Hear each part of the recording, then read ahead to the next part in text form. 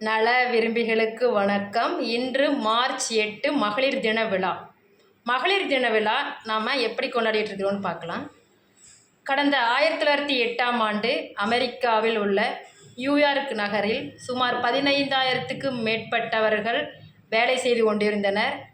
அந்த வேலை செய்து கொண்டிருக்கும் பொழுது 16 மணி நேரம், அதாவது பெண்கள் 16 மணி நேரத்திற்கு மேலாக வேலை செய்ததன் விளைவாக பெண்கள் அனைவரும் ஒன்று கூடி சுமார் 75க்கும் மேற்பட்ட பெண்கள் ஒன்று கூடி போராடிய தினம், அதாவது சம ஊதியம், சம வேலைவாய்ப்பு, சமமான கொள்கை வேண்டி போராடிய தினம் என்று.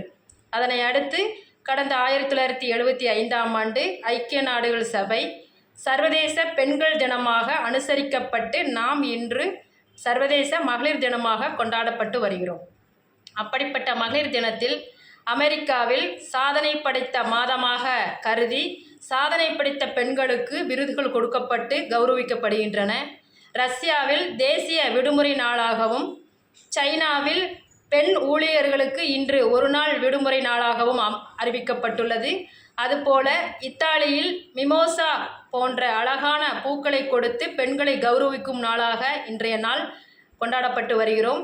அதுபோல பெண்கள் இல்லாத துறைகளே இல்லை.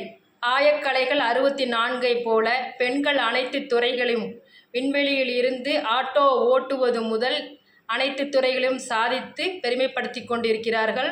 அப்படி பெருமைமிக்க பெண்களாக மாறுவதற்கு நம் சமுதாயத்தில் உள்ள அனைத்து ஆண்களும் ஒத்துழைப்பு கொடுத்து முன்னேற்றத்திற்கு அழகாக ஒருங்கிணைப்பு கொடுத்து கொண்டிருக்கிறார்கள். அவர்களுக்கும் இந்த நன்னாளில் நாம் நெஞ்சார்ந்த நன்றியினை தெரிவித்துக் கொள்கிறோம்.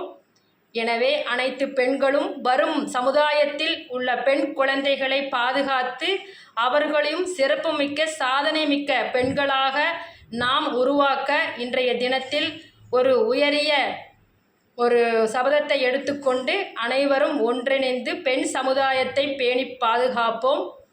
அனைவருக்கும் நன்றி. மறுபடியும் இந்த இனிய சர்வதேச பெண்கள் மகளிர் தின நல்வாழ்த்துக்களை அனைவருக்கும் தெரிவித்துக் கொள்கிறேன். வாழ்க வளமுடன்.